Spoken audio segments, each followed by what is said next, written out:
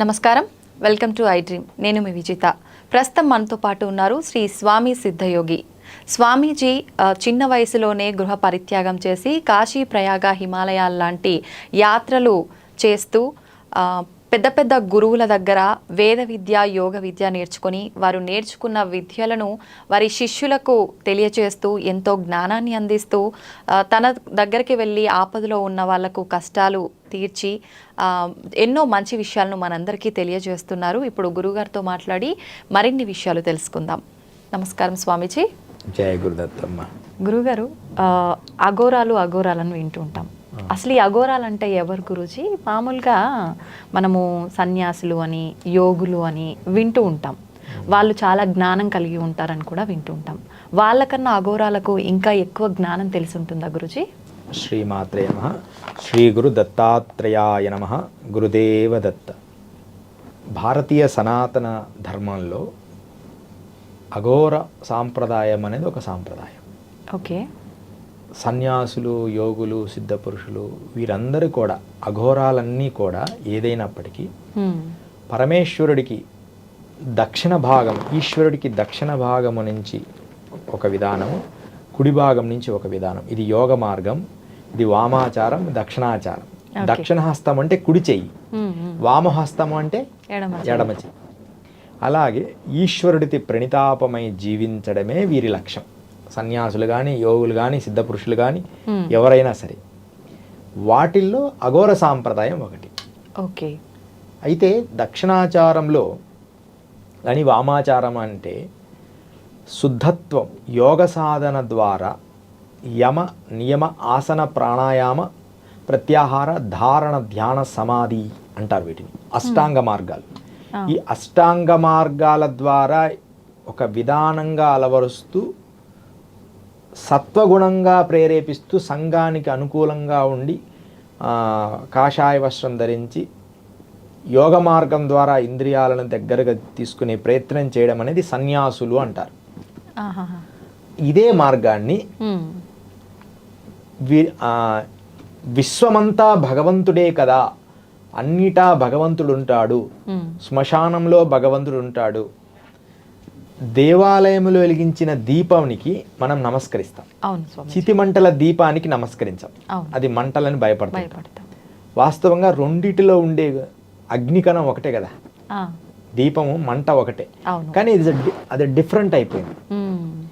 అయితే ఈ అఘోరాలకి ఏంటంటే రెండిటిలో ఉండే సత్యం ఒకటే కాబట్టి దీంట్లో నుంచి మేము కనుగొంటాము అని అఘోర సాంప్రదాయం అనేది ఒకటి. అంటే దీంట్లో నుంచి ఉంటారు వాళ్ళదంతా కొంచెం శ్మశానం నుంచి మొదలు పెడతారు. మనం మాత్రం శ్మశానానికి వెళ్ళి ఆ క్షణం మాత్రమే భయపడి దండం పెడతాము. తర్వాత భయపడుతూ మనం ఇంటికి వచ్చి దేవుడి దీపానికి దండం పెడతాం. ఎవరైనా దేహం వదిలేస్తే అక్కడ ఇంటికి రాగానే ఒక దీపానికి దండం పెట్టుకోం, శివాలయానికి వెళ్ళి దండం పెట్టుకుంటారు. అదే సాంప్రదాయం ఉంది. పెద్దలు ఇప్పటికి కూడా కొన్ని శివాలయానికి వెళ్తారు దేహం కాల్చిన తర్వాత. ఇక్కడ అఘోరాలు అక్కడి నుంచే మొదలు పెడతారు. ఓకే ఓకే, అదనమాట. అంటే అఘోర సాంప్రదాయంలోనే ఈ యొక్క ఆవశ్యకత అనేది ఉంది. ఆవశ్యకత ఉంది. అలా అఘోర సాంప్రదాయాలన్నీ కూడా మనకు వచ్చాయి ఒక్కొక్క మార్గం ద్వారా. ఓకే. శక్తుల విషయానికి వస్తే ఇప్పుడు సన్యాసులు, యోగుల విషయంలో ఎలా ఉంటుంది, అఘోరాల విషయంలో ఎలా ఉంటుంది గురుజీ? సన్యాసులు, యోగులకు కూడా ఏదైనా వాళ్ళ ఏకాగ్రతను బట్టి ఉంటుంది. అయితే ఆల్మోస్ట్ అఘోరాల దగ్గర ఉండే శక్తులే ఎక్కువ. అఘోరాలు అంటే వారు వీటన్నిటినీ అంటే బలవంతంగా, శక్తివంతంగా కష్టపడి సాధన చేయాలి. అఘోరం అంటే ఎమ్మడేమో రాదు. ఇప్పుడు బలవంతంగా, శక్తివంతంగా సాధన చేయాలి. ఒక ఉదాహరణకి ఒక చిన్న మనం ఒక ప్లేస్లో ఒక చిన్న పాది చేయాలనుకున్నాం, ఒక పూల మొక్క నాటడానికి.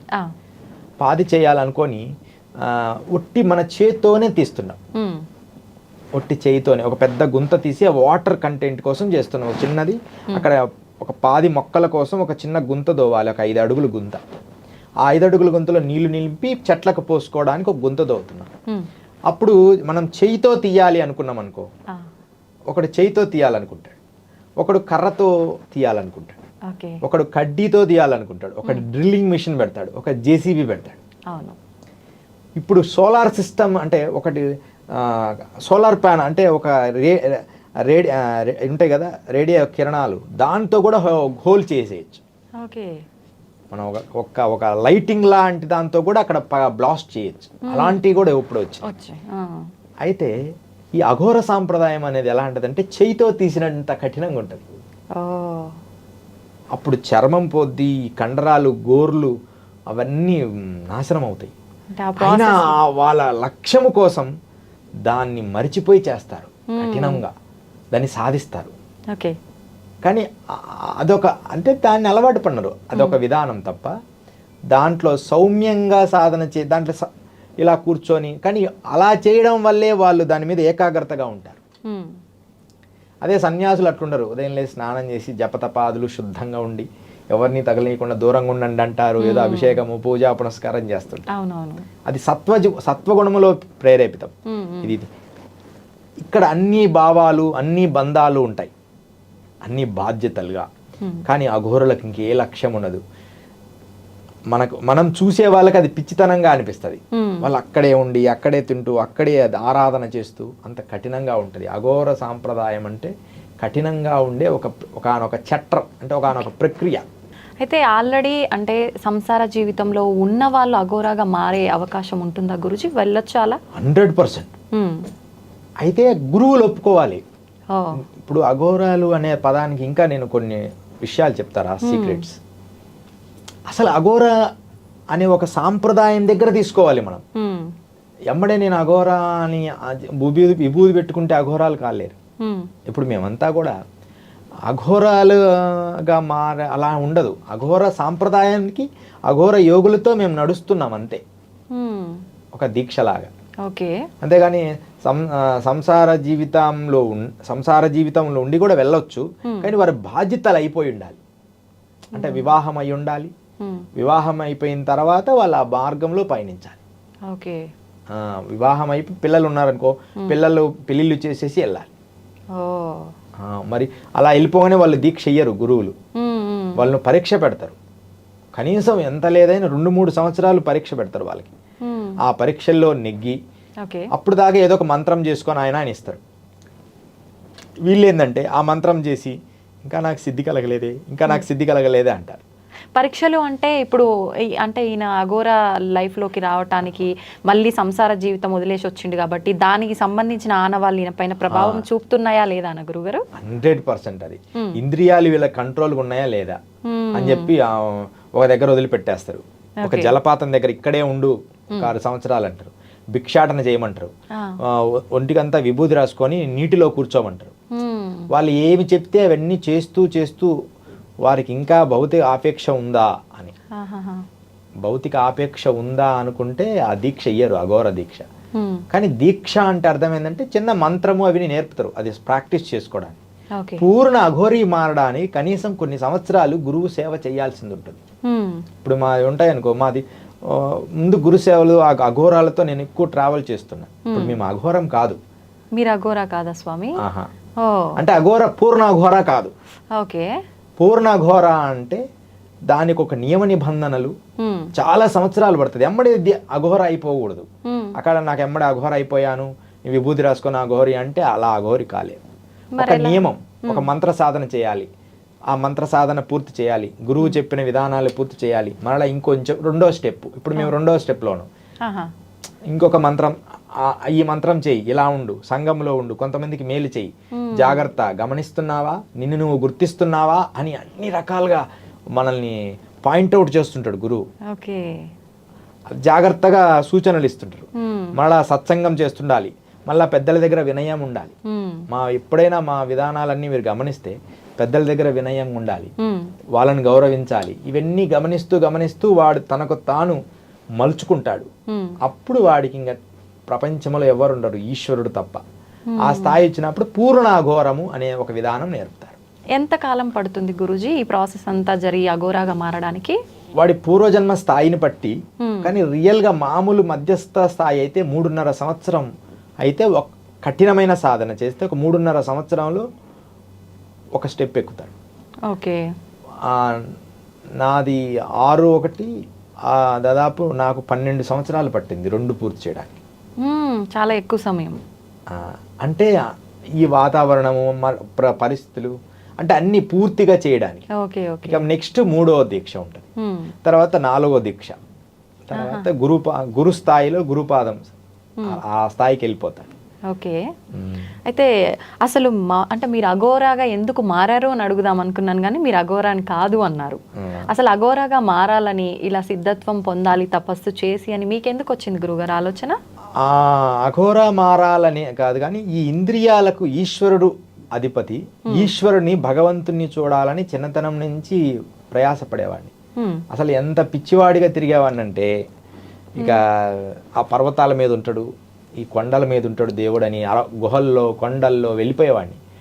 ఆ ఇంట్లో వాళ్ళు పిచ్చివాడని, ఊర్లో వాళ్ళు కూడా పిచ్చివాళ్ళు అంటుండేవాళ్ళు.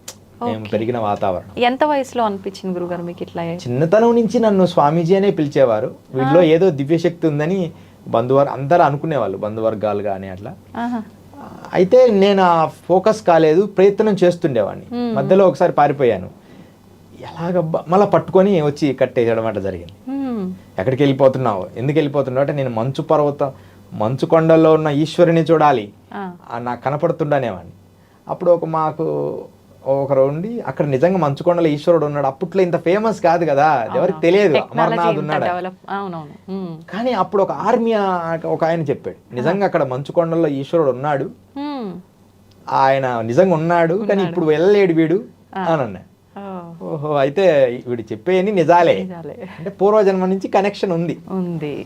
అట్లా తర్వాత 13 నుంచి కొంచెం 16, 18 వచ్చేటప్పుడు కంప్లీట్గా స్వామిజీల్లో కలిసిపోవడం జరిగింది. ఇంకా అక్కడి నుంచి చేస్తూ సేవలు చేసుకుంటూ 23, 24 ఏళ్ళప్పుడు గురు మంత్రం జరిగింది. 8 సంవత్సరాలు గురు శిక్షణ అయినాకే దీక్ష ఇచ్చారు. అంటే మీరు 13, 14 సంవత్సరాలప్పుడు ఇంట్లోంచి వచ్చేసారా? వచ్చేసారు, కంప్లీట్గా రాలేదు. మధ్యలో ముందు వారణాసి వెళ్ళిపోవడం, వారణాసిలో నుంచి మరలా ఒక సంవత్సరం ఉండి మళ్ళీ రిటర్న్ రావడం, ఒక 6 నెలలు ఉండి రిటర్న్ రావడం. అంటే తల్లిదండ్రులను ఏం చేశానంటే మభ్య పెట్టాను. అంటే వాడు ఉంటాడు, వచ్చాడు కదా, మరలా వెళ్ళిపోతాం, వెళ్ళిపోయాడే అని ఒక 6 నెలల వల్ల వచ్చావనికి వచ్చా. వాళ్ళతో అంటే నాకు కూడా తెలియకుండా కొన్ని రోజులు సేవ చేసుకుని, అబ్బాయ్యా ఇప్పుడు ఉంటాడులే, 3వసారి నాకు ఆవిడ అక్కడికి పోయినా తిరిగి వస్తాడు. అంటే వాళ్ళ అట్లా డిజైన్ అయిపోయారు. ఒకేసారి మనం వదిలేసామనుకో, ఇంకా వాళ్ళు భయపడిపోయి కంగారు పడిపోతారు. ఎలా ఉన్నా సరే వాళ్ళు తట్టుకోగలిగేలా మౌల్డ్ చేసి వెళ్ళిపోతున్నారు. తెలియదు, అలా గురువులు చేపించారు. ఓ, అది కూడా వాళ్ళు ఒక భాగం దాంట్లో. నువ్వు వెళ్ళిపో, ఇంటికి వెళ్ళిపో అనేవాళ్ళు. మళ్ళీ ఒక 6 నెలల తర్వాత ఇంకో ప్లేస్కి వెళ్తే గురువు, మీరు ఎన్ని రోజులు అయింది, ఇంటికి వెళ్ళిపో ఒకసారి. అప్పుడేమైంది, అలా అలవాటు పడుతూ ఇంకా సాంప్రదాయాలు, జల సాధనలు, ఇలా అఘోర సాంప్రదాయంలో అఘోరమే కాదు, మంత్రశాస్త్రము, శ్రీ విద్యోపాసన, ఇలా ఉపాసన మార్గానికి వచ్చి తార, కాళీ ఉపాసన ఇవన్నీ చేయడం జరిగింది.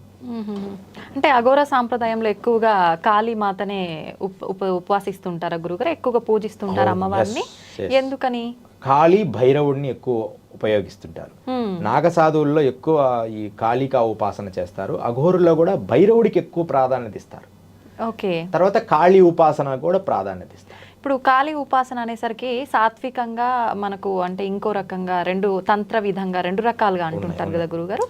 వామాచార దక్షిణాచారాలని 2 ఉన్నాయి. ఏది ఈ కాళీ ఉపాసనలో వామాచారం అని ఒకటి, దక్షిణాచారం అని ఒకటి. వామాచారంలోనే ఎక్కువ కాళీ ఉపాసనలు చేస్తారు. వామాచారం అంటే ఏం లేదు, ఆ శ్మశానాల, ఇప్పుడు అఘోరాలు కానీ నాగసాధువులు ఉంటారు కదా, వారు ఈ శ్మశానాలతో పూజలు చేస్తూ ఉంటారు. శ్మశానంలోని ఇల్లు కట్టుకుంటారు, శ్మశానానికి దగ్గర. ఇప్పుడు మా గురు పరంపరగా మా గురువు గారు ఒక ఆయన కాశీలో శ్మశానానికి ఆనుకొనే ఏర్పరచుకొని అక్కడే ఉంటారు. దాని విధానాలన్నీ మాకు చెప్తుండేవాడు, ఇలా చేయాలని, ఈ మంత్రం చేయను ఆయన అంటే మనల్ని గైడ్ చేస్తాడు. అది మనం పూర్తి చేసిన తర్వాత వారి స్థాయికి వెళ్తాం. అది అంత సులభమైన ప్రక్రియ కాదు, అదొక ఒక అద్భుతమైన విధానం. ఓకే. ఇప్పుడు మీరు నాగసాధువులు అన్నారు కదా గురుగారు, అఘోరాలకు నాగసాధువులకు మధ్య భేదం ఏంటి? Very good question. ఇప్పటి వరకు ఇది మంచి క్వశ్చన్. ఇది చాలా మందికి అది కన్ఫ్యూజన్ గా చెప్తుంటారు, ఇద్దరు ఒకటేనని. ఇద్దరు ఇంచుమించు ఒకటే. అయితే ఇక్కడ ఏమైందంటే, జలంధరనాథుడి దగ్గర నుంచి అఘోర సాంప్రదాయం పుట్టింది. అఘోరం అంటే జలంధరనాథుడు, గోరక్షానాథుడు, తర్వాత జానాథుడు, ఇలా ఈ సాంప్రదాయాల్లో వచ్చింది. ఓకే. ఈ నాగ సాధువులందరూ కూడా శంకరాచార్యుల నుంచి వచ్చింది. ఓ. శంకరాచార్యులు ఏం చేశారంటే భారతదేశాన్ని కానీ ముస్లింలు కొన్ని దాడుల నుంచి భవిష్యత్తులో మనం తట్టుకోవాలని చెప్పి ఒకానొక విధానాన్ని ప్రవేశపెట్టాడు. నాగ సాధువులని తనకు తానైనా మనల్ని అంటే సైన్యం అంటే సోల్జర్స్ లాగా ఒక హిందూ భావజాలంలో ఉన్న సోల్జర్స్ కావాలి. ఏదన్నా కష్టం వచ్చినప్పుడు యుద్ధాలు జరిగినప్పుడు ఒక ముస్లిం కొన్ని యుద్ధాలు జరిగినాయి. ఆ యుద్ధాలు జరిగినప్పుడు వాళ్ళని ఆ రాజుగారు తట్టుకోలేకపోతే అఘోరాలు పోయి హెల్ప్ చేశారు ఈ నాగసాధువులు. ఈ నాగసాధువులకు ఏంటంటే కొంచెం కఠినత్వం ఎక్కువ ఉంటుంది.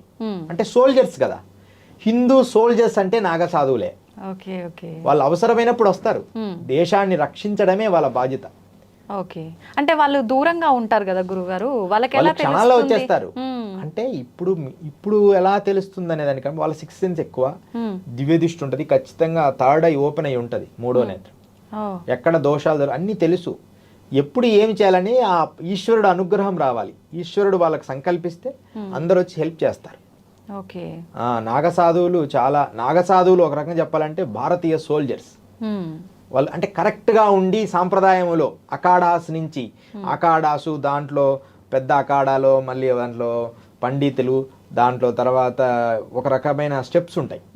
అలా వాళ్ళ సాంప్రదాయాల్లో జాగ్రత్తగా ఉన్న వాళ్ళు మాత్రమే నిజమైన నాగులు, నిజమైన అఘోర. అంతే తప్ప విభూతి ఇప్పుడు ఈ మధ్య రోడ్ల మీద కార్లు వేసుకొని తిరిగి పిలవడము, అఘోరా మేము అఘోరా అని చెప్పడము, వాళ్ళు రాగానే వాళ్ళకి డబ్బులు ఇవ్వడము, నన్నే స్వామీజీ అనుకోకుండా పిలిచాడు, అవునవును నన్ను పిలిచాడండి, రుద్రాక్ష ఇచ్చాడండి, నేను 2000 అయితే 5000 ఇచ్చానండి అంటే అస్సలు అఘోరాలు కానీ నాగసాధువులు కానీ రియల్గా చెప్తున్నామ్మా డబ్బులు అడగరు. అసలు డబ్బుల ప్రస్తావన ఉండదు వాళ్ళకి. ఆకలైనప్పుడు భిక్షాటన ఉంటుంది. నిజంగా అవసరమైనప్పుడు ఎవరా నీ దగ్గర ఉందా, ఇదిగో కొంచెం ఈ ఛార్జీకి ఇచ్చేయి అంటారు. అంటే ఏదో కొంచెం మొత్తంగా అవసరానికి. ఇప్పుడు 5000 నేను కార్ వేసుకొని వచ్చా, నాకు డీజిల్ కావాలి 10,000 అలా అన్నారు. డిమాండ్ ఉండదు. అసలు వాళ్ళు ఇలా తిరగరు. నాగసాధువులు అయితే అసలు అఖాడాలు వదిలి బయటికి రారు. అఘోరాలు కొంచెం బయటి ప్రపంచంకి వస్తారు.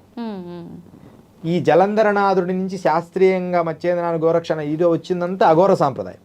నాగ సాంప్రదాయం అంతా శంకరాచార్యుల నుంచి బలపడింది. కొంచెం మార్పులు. వీళ్ళని కీరాణాం బాబా అని కాశీలో ఒక మహాయోగి ఉన్నాడు అఘోరి. ఈ కీరాణాం బాబా వల్ల ఎక్కువ అఘోరాలంతా నాగసాధులంతా అక్కడ ఉంటుంటారు. అదే అనమాట ఎక్కువ మనం ఇట్లా అఘోరాలకి నాగసాధులకి డిఫరెంట్. వీళ్ళు భయంకరమైన సోల్జర్స్. భారతదేశాన్ని సీక్రెట్గా రక్షించడంలో ఈ నాగసాధువులు మహాశక్తివంతులు. ఒక చిన్న కథ చెప్తామా? అలాగే గురుగారు. ఎవరెస్ట్ శిఖరాన్ని ఎక్కిన ఆయన హిలరీ అంటారు. హెడ్ వన్ హిలరీ అని ఎవరెస్ట్ శిఖరం ఎక్కింది ఆయనే ఫస్ట్. న్యూజిలాండ్కి సంబంధించిన ఆయన భారతదేశం అంటే చాలా ప్రేమ. ఈ ఎవరెస్ట్ శిఖరం అని అప్పటి నుంచి ఎవరెస్ట్ శిఖరం అని పేరు వచ్చింది. అంతకు ముందు కూడా అక్కడ ఒక దేవతను పూజ చేసేవాళ్ళు, దానికి వేరే పేరు ఉండేది ఆ ఎవరెస్ట్ శిఖరానికి. అందరికి తెలియదు ఏం పేరు గురుగారు. ఎవరెస్ట్ శిఖరానికి మరో పేరు అని ఎవరైనా అడిగితే ఇది ఒక బిట్ అనమాట, ఎవ్వరికి తెలియదు. సాగరమాత. ఆ ఎవరెస్ట్ శిఖరం దగ్గర సాగరమాత అని పేరు పిలిచేవాళ్ళు. ఈయన ఎప్పుడైతే పర్వతాన్ని ఎక్కాడో అప్పటి నుంచి దాని పేరు ఎవరెస్ట్ శిఖరం అని పేరు వచ్చింది. లేకపోతే దాని పేరు సాగరమాతే. అంటే అక్కడ అమ్మవారు ఉన్నారా? అమ్మవారు ఉండి జాతర జరుగుతుంది ఎవరెస్ట్ శిఖరం దగ్గర. హిమాలయస్ లో ఉండే వాళ్ళంతా సంవత్సరానికి ఒకసారి పోయి ఆ ఎవరెస్ట్ శిఖరం అంటే దాని దగ్గరలో అంటే వాళ్ళ గ్రామాన్ని నుంచి అది కనపడేంత దగ్గరికి వెళ్ళి అక్కడ ఒక జాతర లాగా చేసి వచ్చేవాళ్ళు, పూజలాగా. ఇప్పటికీ జరుగుతుందా గురుగారు? అది ప్రత్యేకంగా ఇప్పుడు 1000 మంది వెళ్తున్నారుగా, ఇప్పుడైతే జరుగుతున్నట్టే. అప్పుడైతే ఇంకా కష్టం కదా. ఇప్పుడు జరుగుతుంది. సాగరమాత అంటారు ఎవరెస్ట్ శిఖరానికి మరో పేరు సాగరమాత. మనం గూగుల్లో చూసుకోవచ్చు. ఆ హిలరీ ఏం చేశాడంటే ఇప్పుడు గంగోత్రి నుంచి ఎక్కువ మనం గంగోత్రి నుంచి మేము సాధువులందరూ గంగోత్రిలోనే మనం ఇంకా ముందు చెప్పుకుందాం. ఈ గంగోత్రి నుంచి ఆయన ఒక పడవలో ఆయన లైఫ్ స్టోరీ చదివితే మనకు తెలుస్తుంది. హిలరీ లైఫ్ స్టోరీ, ఎవరెస్ట్ శిఖరం ఎక్కిన హిలరీ లైఫ్ స్టోరీలో ఆ పడవలో గంగోత్రి నుంచి ఇట్లా సముద్రం దగ్గరికి వెళ్ళిపోవాలి.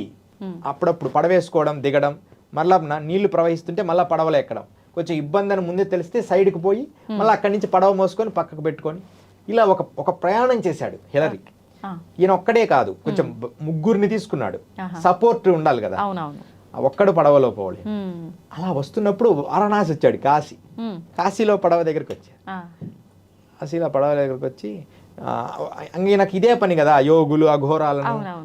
ఆయన భారతీయ అంటే చాలా మంచి ఫేమస్ అన్నమాట, ఇష్టం ఆయన ఏం చేశారంటే ఒక అఘోరిని కలిసి ఆయన దగ్గర ఏదో తెలుసుకుంటూ ఉన్నాడు. నేను గంగోత్రి నుంచి ఈ పడవలో వచ్చాను గురువు గారు అన్నాడు.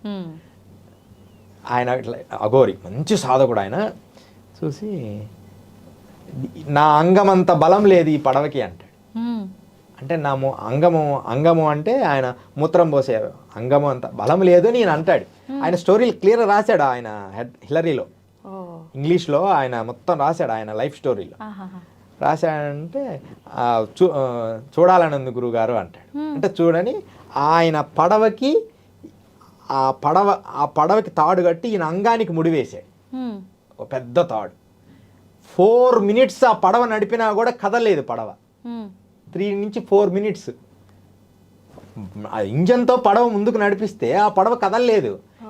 హిలరీ అనుకున్నాడు, హిలరీ అది కట్టాం కదా ఎగిరి నీటిలో వచ్చి పడతాడు ఆయన అని అనుకున్నాడు. అమ్మడే హిలరీ పోయి అంటే దీన్నే అష్టయోగ మార్గము అంటారు. ఈ అఘోరాలు నాగసాధులు చేసేది ఏంటంటే తన దేహం పర్ఫెక్ట్గా, ఇప్పుడు మేము నిద్రపోయేటప్పుడు ఈ 2 కాళ్ళు తీసుకొని తల మీద పెట్టుకుంటాం, దాన్ని యోగ నిద్ర ఆసనం అని. అంటే యోగి దాన్ని తన బాడీని తన కంట్రోల్లోకి తెచ్చుకుంటుంటాడు. ఇట్లా ఇట్లా ఇట్లా పెట్టుకొని, అంటే అది మొత్తం తన బాడీ యోగంలో ఆ బాడీని కంట్రోల్ తెచ్చుకుంటాడు. పాదాల మీద పైకి లేస్తాడు, చేతుల మీద పైకి లేచి పాదాలు ఉంటాడు. రకరకాల ఆసనాలు, తన దేహము ఇంద్రియాలు మనస్సుని తన కంట్రోల్ చేస్తాడు. దాన్ని యమనియమ ఆసన ప్రాణాయామ ప్రత్యాహార ధారణ ధ్యాన సమాధులు అంటారు. అలాంటి స్థాయికి ఈ యోగులు వెళ్తూ ఉంటారు. ఇది అప్పుడు ఆయన నమస్కారం చేశాడు, గురువుగారు చాలా పొరపాటు, ఏం లేదు నాన్న, మన ఇంద్రియాలలో మానవుని శక్తి అంత గొప్పది, ఈ భౌతిక శక్తి కంటే మన లోపల ఎంతో శక్తి దాగి ఉందని ఆయన లైఫ్ స్టోరీలో రాశాడు హిలరీ. హెడ్వన్ హిలరీ అంటారు ఆయన. అదమ్మా అఘోరలు నాగసాధుల శక్తి. అయితే ఇప్పుడు మీరు అన్నారు గురుగారు ఇలాంటి ఆసనాలు చాలా ఉంటాయి, అఘోరాలు ఇవన్నీ చేస్తుంటారని చెప్పి, మీరు అఘోరాగా మారాలి అనుకున్నప్పుడు వెళ్ళిన తర్వాతే మీ గురువులు ఇవన్నీ నేర్పిస్తారా, వీటన్నిటికీ శిక్షణ ఇస్తారా? నేను ప్రత్యేకంగా అఘోరాగా మారాలని వెళ్ళలేదు. నేను ఒక సాధనా సంపత్తి యోగిలాగా వెళ్ళాలని వెళ్ళాను. అయితే నేను వెళ్ళే మార్గంలో ఈ అఘోరులతో స్నేహం ఎక్కువగా ఏర్పడింది. అందుకని అఘోర సాంప్రదాయాలతో మంత్ర సాధన నేర్చుకున్నాను నేను. ఎందుకంటే నాకు అఘోరాగా ప్రత్యేకంగా మారాల్సిన అర్హత ఉందో లేదో వాళ్ళకి తెలుసు కదా. అందుకని ఆ అర్హత కోసం ముందు మంత్ర సాధన నేర్పించారు. వాళ్ళతో కలిసి తిరగడం, ఇప్పుడు మనం హిందీ వాళ్ళతో కలిసి తిరిగితే హిందీ వస్తుంది, తమిళ వాళ్ళు పక్కన ఉన్నారనుకో కొంత తమిళ్ మనకు వస్తుంది. అట్లనే అఘోరాలతో బాగా నాగసాధులు కానీ అఘోరాలతో మంచి స్నేహం ఉంది.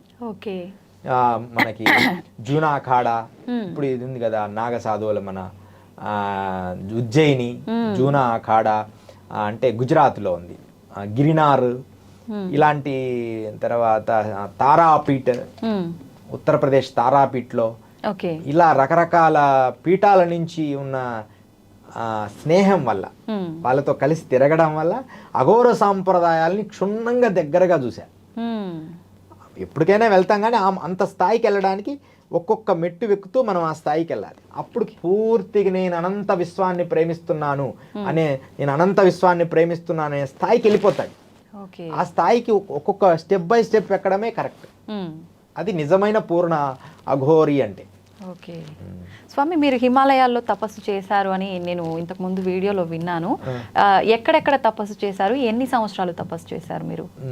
హిమాలయస్లో తపస్సు చేయడం జరిగింది. ఎక్కువ బాగా నా పాదాలు హిమాలయాల్లో అంటే ఒక భాగం వరకు చార్ధామ్ యాత్రలో ఉన్న ప్లేస్లో, చార్ధామ్ యాత్రల ప్లేస్లన్నీ నేను పాదయాత్ర చేశాను. పాదయాత్ర మొట్టమొదట జీబులో తిరిగాము, ఎలా వెళ్ళాలి అని చూడడానికి తీసుకెళ్లారు కొంతమంది.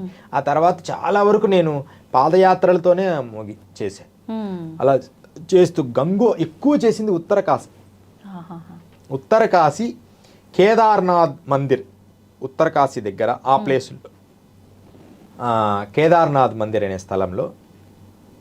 అక్కడే పక్కనే సంకట హనుమాన్ టెంపుల్ అని ఒకటి ఉంది ఉత్తరకాశీ దగ్గర. కింద ఉంటుంది పూలలోయ, అంటే చిన్న పూల చెట్లన్నీ పెంచి చాలా అద్భుతంగా ఉండేది మేమున్న రోజుల్లో.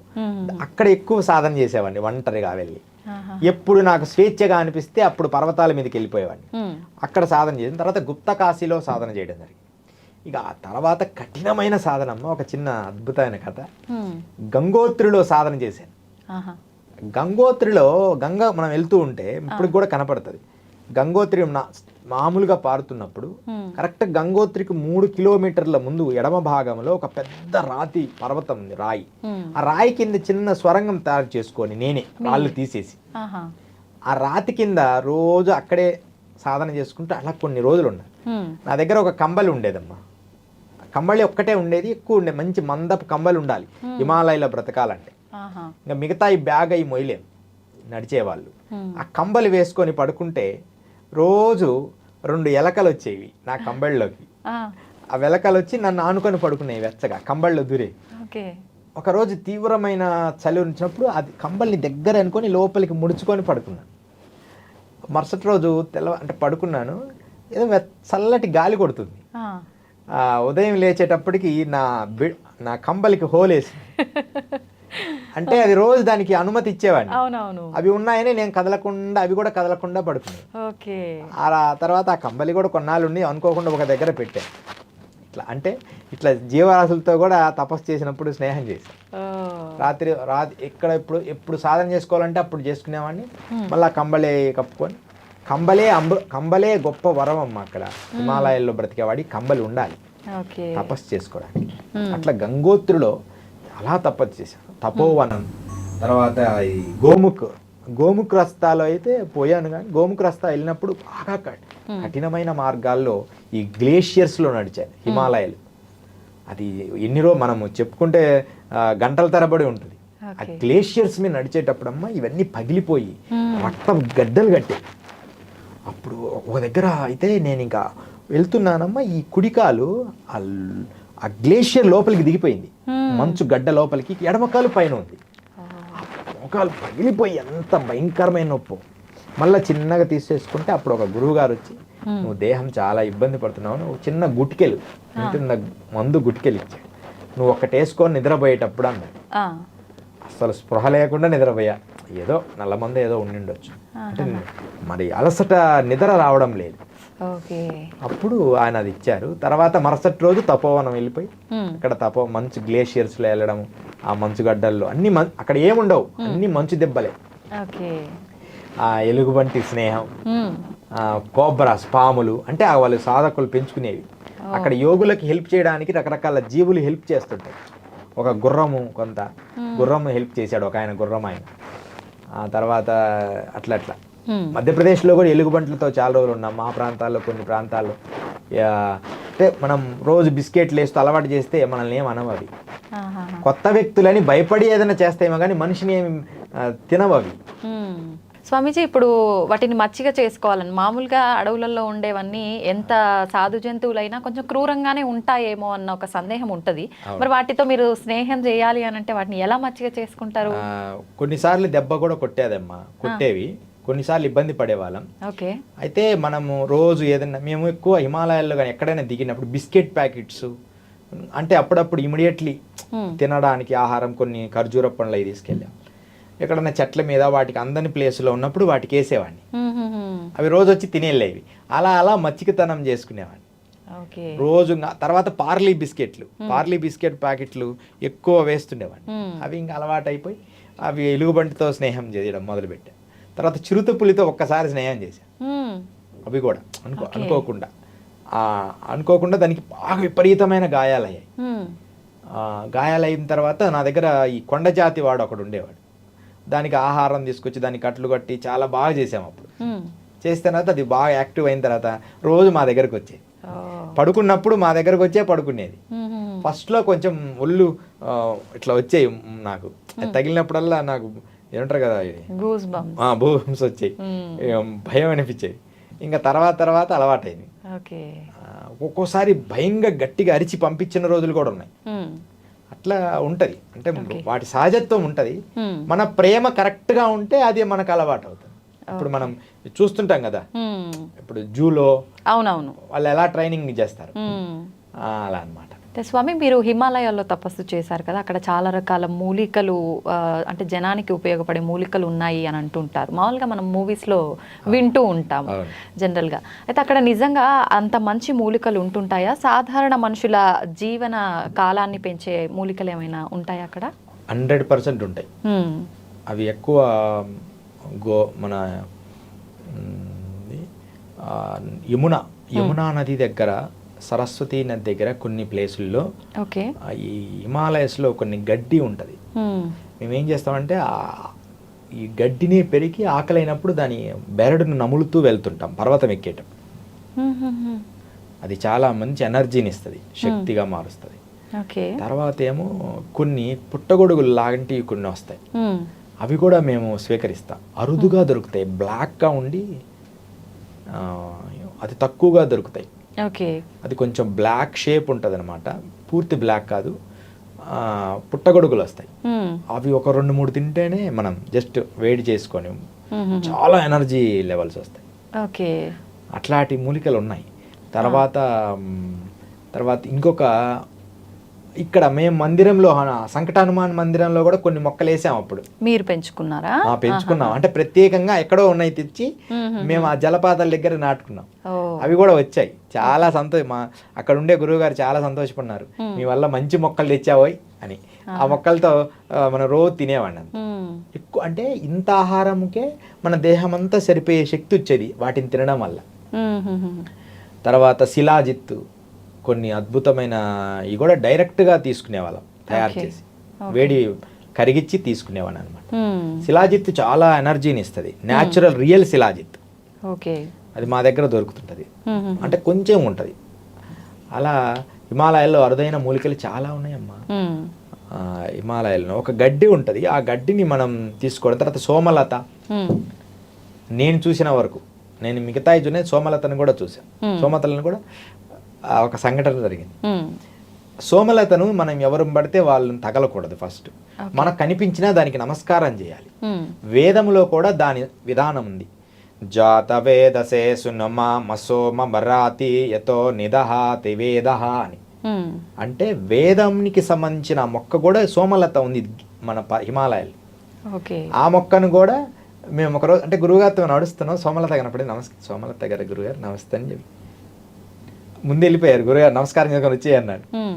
నాకేందంటే మరలా ఏమంటే అది అయింది, కొంచెం అంత కట్ చేసుకొని నోట్లో వేసుకుందామని ఫీలింగ్. గురువుగారేమో అట్లా ఇష్టపడరు, అవసరం లేని ఆ మొక్క మనకి ఎందుకు, కానీ అది చాలా జీవశక్తులు ఇస్తుంది మనకి. అంటే అవసరం లేదు అంటే ఎటువంటి సందర్భాల్లో ఉపయోగపడుతుంది? మన జీవశక్తి కోల్పోయి బాడీ ఎక్కువ కాలం బ్రతకదు, చాలా ఎనర్జీ లెవెల్స్ పోయినాయి అనుకున్నప్పుడు సోమం అమృతం అవుతుంది. దాన్ని జాగ్రత్తగా తీసుకొని మత్తుగా ఉంటది అది. కానీ ఆ ఒక్క పదార్థమే జాగ్రత్తగా చిన్న పదార్థం చేసుకొని తినాలి. కొంతమంది ఏం చేస్తారంటే దాన్ని వేరే పదార్థాలతో మిశ్రమం చేసిస్తారు, అప్పుడు మనం మందు తాగినట్టుగా మత్తు వస్తుంది. అలా తీసుకోకూడదు, డైరెక్ట్దే ఏదైనా ప్రసాదంగా అద్దుకొని తీసుకోవాలి. నేను అలా తీసుకొని అలా కట్ చేసి అలా అనే లోపలే నోట్లు వేసుకున్నా అంటే రే రే అంటనే ఉన్నాడు, నేను నోట్లు వేసేసుకున్నా. అంటే కొంచెం ఎట్లా ఎందుకు దాన్ని భగ్నం చేస్తావు అదుగురుదేవా, మరలా దాన్ని చూడలేను, తగలేను, తిన్నానని నాకు స్పృహ ఉండాలి అని నా మనసులో అనుకున్నా. గురువులాగా మనలాగా ఇప్పుడు గురువులకి, గురుగారు మాకు ఎందుకు దీక్ష లేదు, మాకెందుకు మంత్రం లేదు, అంత డైరెక్ట్గా మేము మాట్లాడలేరు. ఆ మాట నేను లోపల అనుకున్నా. వాళ్ళకి తెలిసిపోతాయా గురుగారు అట్లా అనుకుంటే? అట్లా తెంపుకొని అట్లా అంటున్నాడు గురుగారు, పిచ్చా ఎందుకు అని అంటున్నాడు, నోట్లో వేసేసుకున్నా. ఆయనకి చెప్పాలనుకున్నా ఒక్క మాట చెప్పి మిగతా చెప్పలే, అనుకోకుండా తిన్నా గురుగారు. లోపలేమో ఏమైద్ది ఒకసారే కదా అని లోపల అనుకున్నా, ఆయన చెప్పలేక. అలాంటి గురువుతో మేము పయనించినప్పుడు, ఒక సద్గురువుతో పయనించాం హిమాలయాలు. అప్పుడు ఈ సోమలత చూసాం. చాలా ఫస్ట్ టైం నేను సోమలత చూడడం. అది అందరికీ అరుదుగా కనిపిస్తుంది అనమాట. ఈ మధ్య మేము హిమాలయాలకు వెళ్ళినప్పుడు కూడా కొన్ని మూలికలు తెచ్చాం. చంద్రకాంత మూలికలని ఇంత దుంపలు తెచ్చాం. అవి దేనికి ఉపయోగపడతాయి గురుగారు? చంద్రకాంత మూలికలు వివాహం కాని వాళ్ళకి ఒకటి, తర్వాత ఏమో కళ్యాణం ఏంది కదా, చంద్రుణ్ణి ఎనర్జీలో ఆరోగ్యానికి, అంటే తినడానికి లేదు, పూజలో పెట్టుకోవడానికి. Okay okay. మేము వెళ్తున్నాము తపోవనం వెళ్ళినప్పుడే, తపోవనం వెళ్ళినప్పుడు అక్కడ ఒక జలపాతం వచ్చింది కదా, ఆ జలపాతం ఒకటి వచ్చింది. ఆ జలపాతం దగ్గర ఇక్కడ ఏదో విచిత్రమైనది కనబడుతుంది అనగానే ఇంత దొరికినాయి. ఆ మూలికలన్నీ తీసుకొచ్చా. చంద్రకాంతం అన్నమాట. సేమ్ అలాగే హతజోడి ఉంటది. హతజోడి నేపాల్లో దొరికింది. ఈ తపోవనం వెళ్ళినప్పుడు చంద్రకాంత మూలికలు తెచ్చాం. చంద్రుడి శక్తి గల దుంపలు, అల్లంలాగా ఉంటది అది. అది ఎంత కాలమైనా ఉంటది, ఎండిపోదు. మనం ఇట్లా పక్కన పెట్టిన రీసెంట్ కూడా మన దగ్గర ఉంది, అలాగే ఉంది జీవం.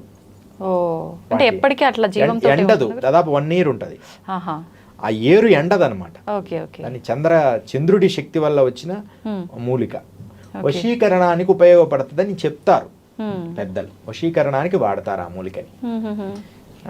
నేనైతే పూజలో పెట్టా అంతే, దాన్ని దేనికి వాడను.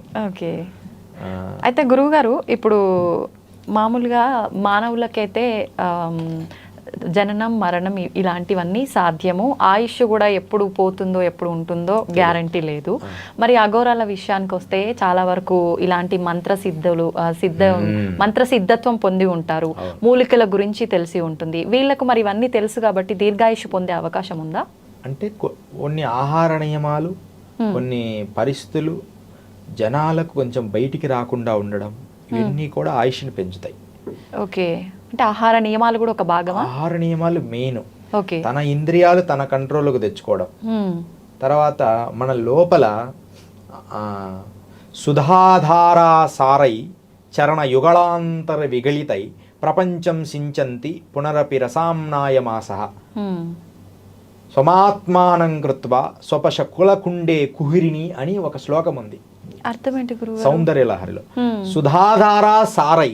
సుధాధార మన లోపల ఒక యాపకాయ కంటే కొంచెం లావుగా ఒక చిన్న బుడిపే ఉంటది బ్రెయిన్ లో. యోగము ద్వారా 3 భాగాలుగా అది కరుగుతుంటది. 3వ భాగము కరిగేంత వరకు యోగ సాధనలో నిలబడితే ఖచ్చితంగా వారికి ఎన్ని సంవత్సరాలైనా బతికి శక్తి వస్తుంది. కానీ వాళ్ళకి ఆ శక్తి వచ్చినప్పటికీ దేహాన్ని వదిలిపెట్టి కొత్త విషయాలు తెలుసుకునే విషయాలు కూడా తెలుస్తాయి కాబట్టి దేహం వదిలేస్తారు. అంటే నెక్స్ట్ జనరేషన్ లో నేను పుట్టి ఈ పని చెయ్యాలి కదా అని తెలుసుకొని దేహం వదిలేస్తారు తెలిసి. అలా చాలా మంది గురువులు చేస్తున్నారు. కానీ కొంతమంది ఈ సాంప్రదాయంలో నాగులు, అఘోరాలు ఆ స్థాయి వెళ్ళి కేచరిని సాధించి, వజ్రేలిలో సాధించి, కుండలిని జాగృతపరిచి అమృతధారని పొందితే, ఆ సుధాధారణ పొందితే ఇక వారు నెక్స్ట్ జన్మల పరంపరలను కూడా క్షణములో కాల్చేస్తారు. దాన్నే తారము అంటారు. అందుకని కాశీలో మరణిస్తే, తారం అంటే కాశీలో మరణిస్తే మోక్షం అని ఎందుకంటారంటే, ఇన్ని పాపాలన్నీ చేసి అక్కడే చావాలనుకుంటారు. ఎన్ని పాపాలు చేసినా కాశీలో మరణిస్తే అంటారు కదా. ఎందుకంటే కాశీలో 40 సెకండ్ల నుంచి 1 minute అమ్మ కంప్లీట్ గా జన్మల్లో చేసిన కర్మలన్నీ ఆ 40 నిమిషాల్లో, ఆ 1 day 2 days లోనే కర్మ పోగొడతాడు ఈశ్వరుడు మరణించే ముందు. అంటే అన్ని మనకు రిపీట్ అవుతాయి, మన CD రిపీట్ గాను. ఓన్లీ 1 hour లోనే. అది ఒక నియమం పెట్టారు. అందుకనే అందరూ ఇక ఆ ప్లేస్కి వెళ్తారు. అందుకని అది ఒక అద్భుతమైన చట్టం. అందుకని కాశీ ఆనందానికే కాదు, కర్మలను దగ్ధం చేసేది కొంచెం కఠినమైనది కూడా కాశీ. చెప్పడానికి సులభంగా ఉన్నా ప్రేమతత్వం ఉంటది, కఠినత్వము కూడా ఉంది. నీ కర్మను దగ్ధం చేస్తాడు ఈశ్వరుడు. అందుకనే శవాలు కాలుస్తా ఉంటారు. ఆ కాల్చేటప్పుడు దాని ఎదురుగు చూసుకొని తపస్సు చేస్తూ ఉంటారు. వాళ్ళల్లో మంచి సోల్స్, యవ్వనంగా ఉన్న వాటిని అఘోరాలు వాడతారు. యవ్వనంగా ఉండి మంచిగా అనుకోకుండా పోయారంటే వాళ్ళలో ఉన్న దివ్య శక్తిని లోకహితం వాడడానికి వాటిలలో కొన్ని తంత్ర ప్రయోగాలు చేస్తారు. ఏది ఏమైనప్పటికీ లోకహితము చేయడం అనేది శ్రేయస్కరం. ఎక్కువ వాళ్ళు లోకహితానికే వాడతారు. లోకహితం చేయలేదనుకో వాడి కర్మను వాడు బాధ్యుడవుతాడు. ఇది అనమాట అఘోరాలలో ఉన్న రహస్యం. ఓకే. అయితే స్వామీజీ, ఇప్పుడు మీరు అన్నారు వాళ్ళు లోకహితం కోసం ఆ చనిపోయిన శవాలను తీసుకెళ్ళిపోయి వాళ్ళు చేస్తూ ఉంటారు దానికి సంబంధించిన కార్యక్రమాలు. ఆ ప్రాసెస్ జరిగేటప్పుడు వాళ్ళు ఆ మాంసాన్ని కూడా తింటారు అని చెప్పి వింటాం. అది ఎంతవరకు నిజం? 100% అబద్ధం. అబద్ధం. 100% అబద్ధం. ఓకే. ఇది క్రియేట్ చేశారు. కానీ వాళ్ళకి బ్రహ్మ పదార్థం అయింది. ఇప్పుడు కోడి చనిపోయింది, కుక్క చనిపోయింది, చనిపోయిన తర్వాత అది స్కెల్టనే కదా. మనం సంఘంలో ఉన్నాం కాబట్టి అలా అనుకుంటున్నాం, స్కెల్టన్ అయిపోయింది కదా. కానీ నాదులు అని ఒక యోగంలో నాగసాధువుల్లో ఒక మంచి పరిమితి చెందిన వాళ్ళు ఏం చేస్తారంటే కొన్ని భాగాలు, శేష భాగములు, ఉదాహరణకు ఒక చిన్న కథ చెప్తా. భారతం మనకు తెలుసు కదా, పంచపాండవులు. పంచపాండవులు తెలుసు. పంచపాండవుల తండ్రి పాండురాజు, ఇద్దరు అన్నదమ్ములు అనమాట. ధృతరాష్ట్రుడు, పాండురాజు. ధృతరాష్ట్రుడు గుడ్డివాడు, పాండురాజు ఏమో మంచిగా ఉన్నాడు. ఈ పాండురాజు చనిపోయాడు. చనిపోయేటప్పుడు కుమారులను పిలిచి నేను చనిపోగానే నా దేహాన్ని తినేయండి అంటాడు. ఎందుకంటే సమస్త యోగములతో నిండిపోయిన ఈ దేహం మంత్ర యంత్ర తంత్ర సాధనలతో ఈ రోమము సాధన చేస్తూనే ఉంటుంది. మేము మంచి చేయని చెడు చేయని ఉదయం సాయంత్రం మాత్రం ఈశ్వరుడి ప్రణితాపమై బతుకుద్ది ఈ దేహం. ఎంత నటనలు ఈ భౌతిక జగత్తులోకి మా గురువుల సంకల్పం వల్ల రావడమే, లేకపోతే మాకి అవలి చెప్పడమే ఇన్ని సంవత్సరాలు ఉండాలి, లేకపోతే మేము అంత ఇష్టపడం. కానీ కర్మలు ఉంటాయి కదా, అయినా సరే యోగముతో పునీతమైతుంది ఈ దేహం. మనం ప్రేమైన ఈశ్వరుడే, ద్వేషమైన ఈశ్వరుడే, ఉదయం అంతా ఈశ్వరుడికి విభూతి వేసుకొని దండం పెట్టుకోవాలి, ఈశ్వరుడే శరణాగతి, ఈశ్వరుడే లోకము అని బ్రతికి ఈ దేహమంతా హనుమంతుడు రోమము కింద దైవశక్తిని ఎలా రామనామాన్ని లిఖించాడో మేము మా దేహమంతా మంత్ర సాధనలతో లిఖిస్తాం.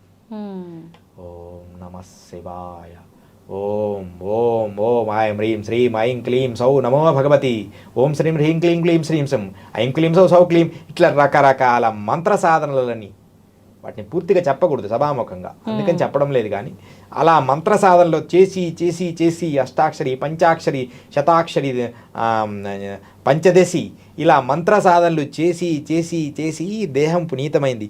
ఆ దేహాన్ని స్పర్శించడం కూడా పుణ్యమే. అంటే అనుమతి లేకుండా తగలకూడదు. వారి దేహాన్ని స్పర్శించడం కూడా ఒక యోగం. అలాంటి స్థాయికి ఈ దేహం వెళ్ళిపోయి ఉంటుంది. అందుకని ఎదుటి వాళ్ళకి పుణ్యం వస్తుంది. అలాంటప్పుడు ఈ దేహాన్ని తినేయమని చెప్తాడు. అంటే ఆయన శక్తి ఉంటుంది కదా, ఆ శక్తి అంతా పిల్లలకు వచ్చేస్తుంది. అలాంటి తినేయమన్నప్పుడు సడన్గా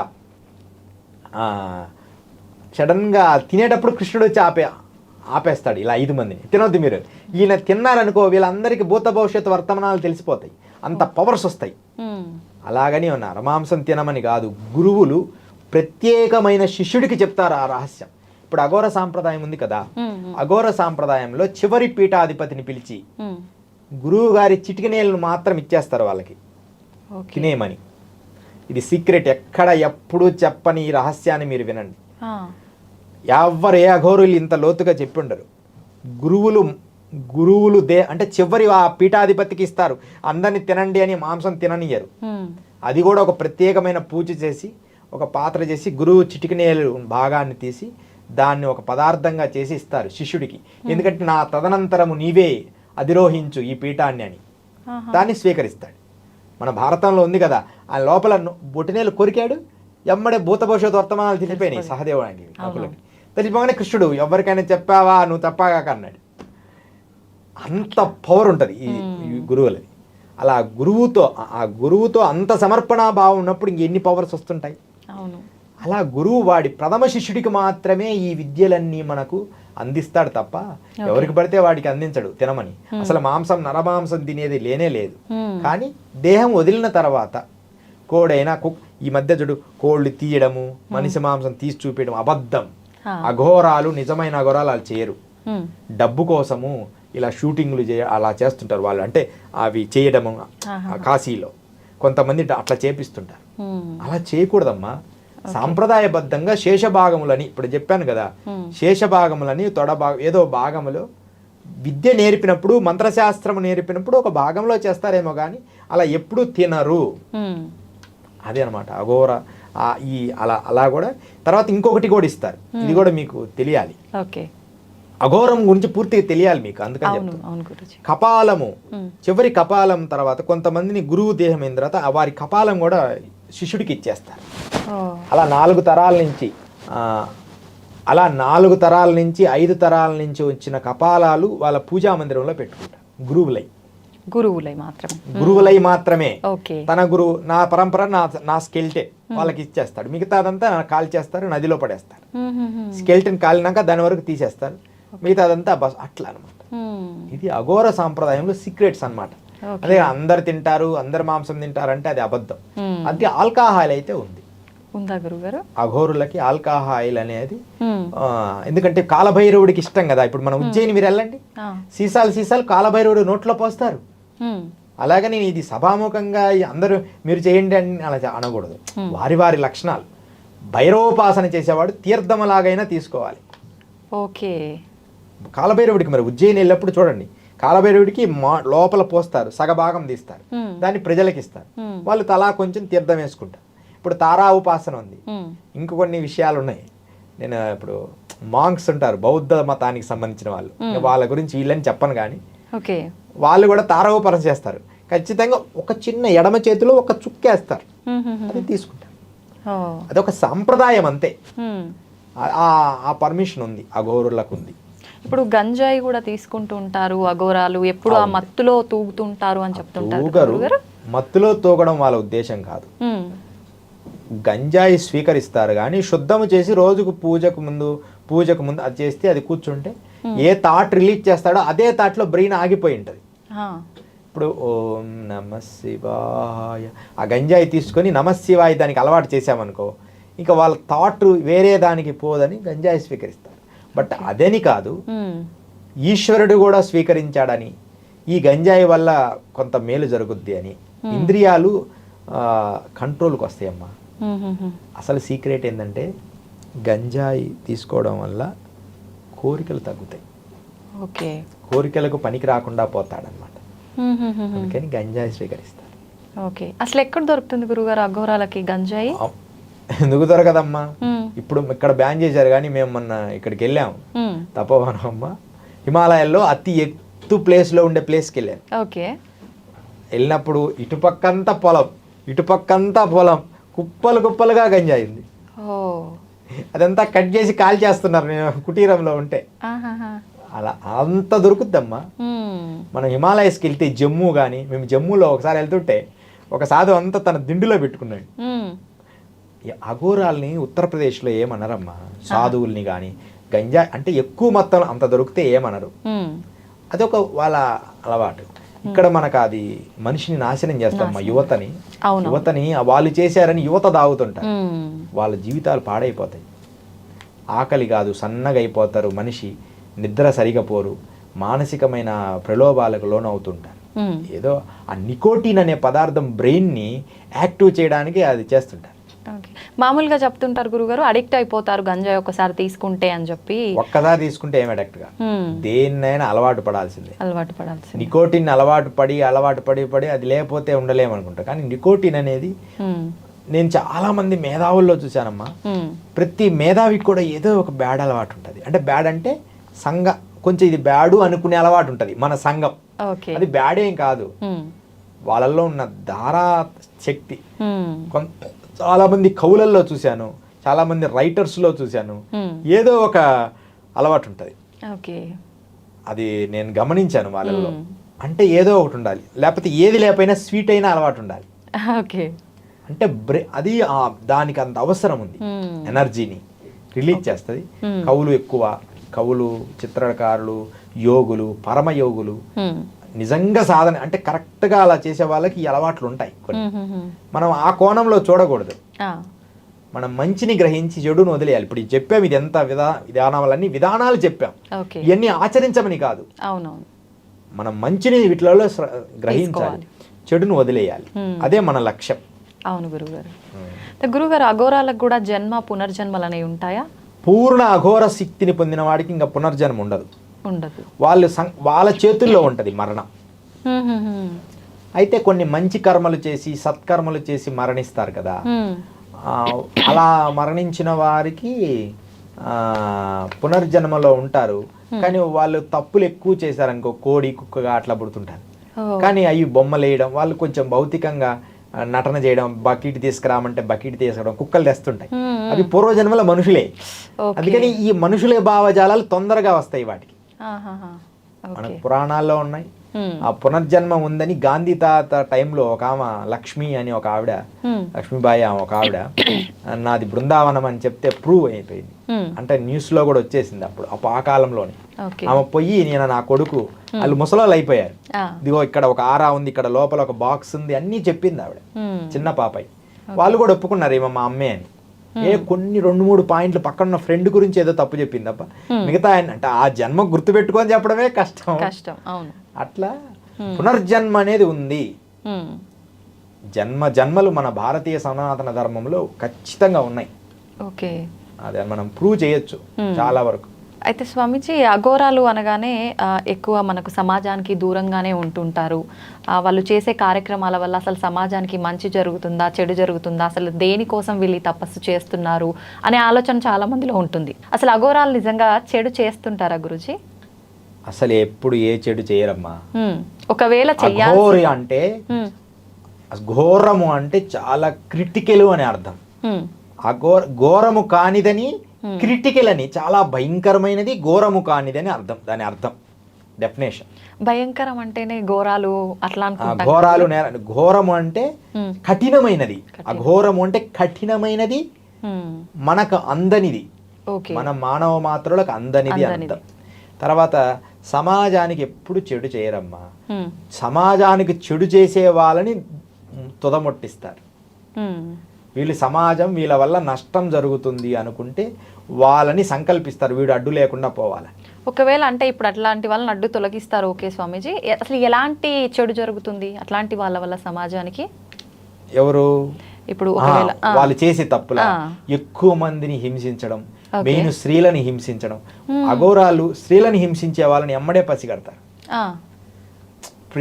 ప్రేమ భావంతో ఎలా ఉన్నా పర్వాలే వాళ్ళని చంపడం, విపరీతంగా గోవుల్ని చంపడం, వాడి వాళ్ళ ఆరారు చూస్తారు అఘోరాలు. నిజమైన పవర్ఫుల్ అఘోరి వాళ్ళ ఆరాని ఇలా చూస్తాడు, చూసి వీడు ఎమ్మడే పసిగడతాడు. పసిగట్టే చల్ అంటాడు. కొంతమంది ఆవు ఆవు అంటాడు. ఇప్పుడు మేము ఎక్కడికి వెళ్తే మా గురువులు ఆవు మహారాజీ ఆవు ఆవు పెట్టో చాయ్ పియండు, ఇంకోటి చల్ అంటారు. వాడు కొంచెం చిన్న తప్పులు ఎక్కువ చేయని వాళ్ళకి మహారాజ్ అని దండం పెట్టడానికి వస్తుంటారు. మరీ తప్పులు చేసిన వాడిని, అంటే వాడి వల్ల ఇంకా లోకం నష్టం జరుగుద్ది అనుకుంటే నాగసాధువులు అటాక్ చేస్తారు. అఘోరాలు ఏం చేయరు. నాగసాధువులకు కనిపిస్తే నాగసాధువులు వీడి చెడ్డోడు, వీడి వల్ల వీడు మారణాయుధము అని వాళ్ళకి భగవంతుడు వాళ్ళకి చెప్పాలి.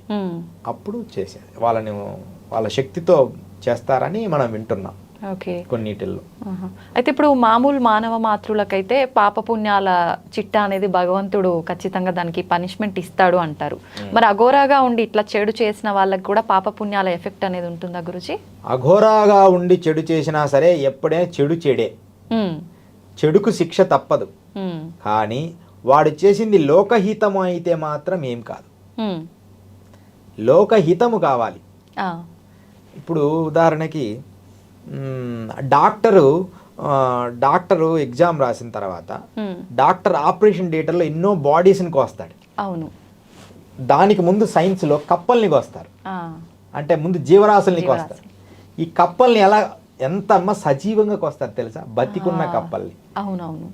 లేకపోతే వాళ్ళు కరెక్ట్గా దాన్ని తీరి చేయలేరు. ఎలా చేస్తారంటే ఉప్పు నీళ్ళలో పడేస్తారు కప్పలన్నీ, బతికున్న వాటిని. మరి ఎన్ని తప్పంటే ఎట్లా? వాడు లక్షల మంది కాపాడడానికి ట్రైనింగ్ అవుతున్నాడు. ఆ కప్పలు ఎమ్మడే కొద్దిసేపటికి స్పృహ కోల్పోతాయి, అంటే ప్రాణం పోతుంది, కానీ లోపల ఉన్న జీవరాశులన్నీ నీట్గా ఉంటాయి, ఆర్గాన్స్. మళ్ళీ వాడు అలా తిప్పి కప్పని వెనక్కి తిప్పి కోస్తే తెల్లగా వస్తుంది, వెన్నపూసలాగా. దాన్ని తీస్తాడు, ఒక్కొక్క పాయింట్ లివర్ అన్ని సెట్ చేస్తాడు. మనిషి బాడీని కూడా అలా తీస్తాడు. ఇది గుండ, ఇది లివర్, ఎన్ని కోస్తాడు మనుషుల్ని. మరి అది దోషం అంటే ఎట్లా? వాడు సంఘానికి మేలు చేయడానికి చేస్తున్నాడు. ఆ గౌరీలో కూడా అంతే. సంఘానికి మేలు చేయాలన్నప్పుడు కొన్నిటిని సంహరించాలి. కొంతమందిని సంహరిస్తే వాటిని ఇప్పుడు బాడీస్ కావాలి కదా, వాటిని సంబంధించి వాటి పూజలు చేస్తారు, కొంతమంది వాటి మీద పూజ చేస్తారు, అది సంఘానికి మేలు జరిగేటట్టు చేస్తారు. ఓకే. అంతేగాని వాడు తప్పు. ఇప్పుడు ఆ డాక్టర్ గారు ఆపరేషన్ థియేటర్ తీసుకెళ్ళాడు, ఒక వ్యక్తిని బతికించాలి అనుకున్నాడు, హార్ట్ ఓపెన్ చేశాడు, చేయగానే వాడు చనిపోయాడు. చనిపోగానే సారీ అంటాడు, అంతే. వీళ్ళు ఏడుస్తారు అంతే తప్ప ఆయన డాక్టర్ మీద కేసు వేయరు కదా. అవును, నువ్వు తప్పు నిజంగా ఇది శాస్త్రీయంగా ఇతను చంపినట్టే, లేకపోతే ఇంకొంతసేపు ఎక్కువ ఉండేవాడు, ఇంకొక 10 రోజులు బతికేవాడిని. ఈయన ముందు తీసుకెళ్ళి వీడు బాగు చేయాలనే ఉద్దేశం కోసం చేశాడు, అది దోషం కాదు. ఇక్కడ పాయింట్ బాగా గమనించండి, బాగు చెయ్యాలి, వాని జీవితం మంచి చెయ్యాలి అనుకునే సంకల్పములో చెడు జరిగితే అది చెడు కాదు, అది చిట్టానే. కానీ అదే పనిగా ఈ మధ్య కరోనా టైంలో మనం చూసాం, అదే పనిగా లక్షలు వసూలు చేసి మనుషుల్ని పిప్పి పిండినట్టు కొన్ని హాస్పిటల్ చేశాయి, కొన్ని పరిస్థితులు చేశాయి, ఎంత దారుణమైన స్థితికి చేశాయమ్మా కొన్ని. అవునవును. పాపం ప్రజలు నాకు తెలిసి బీద వాళ్ళు బంకులు పెట్టుకుని అమ్ముకొని 10 లక్షలు వాళ్ళ జీవితం అంతా కష్టపడి ఒక 15 లక్షలు సంపాదించుకొని ఉంటారు, ఏది బజ్జీలు బోండాలు అమ్ముకొని. అలాంటి వాళ్ళని మొత్తం క్లోజ్ చేసి చంపేశారు, డబ్బు తీసుకున్నారు, మనుషులు చనిపోయారు. ఇన్ని లక్షలు సంపాదించాం కదా, ఇలాంటి టైంలో అందరికి సర్వీస్ చేద్దామనే థాట్ ఏ ఒక్క డాక్టర్లకు రాలేదమ్మా. అది ఒక పెద్ద బాధాకరం. నిజమే గురుగారు. అంటే ఇన్ని లక్షలు ఎప్పుడు సంపాదించుకుంటావుగా బతికున్నాళ్ళు, ఇలాంటి ఒక ప్రమాదం వచ్చినప్పుడు మనకు చాతనైనంత వాళ్ళని పూర్తిగా చేయమనలే, అంతే.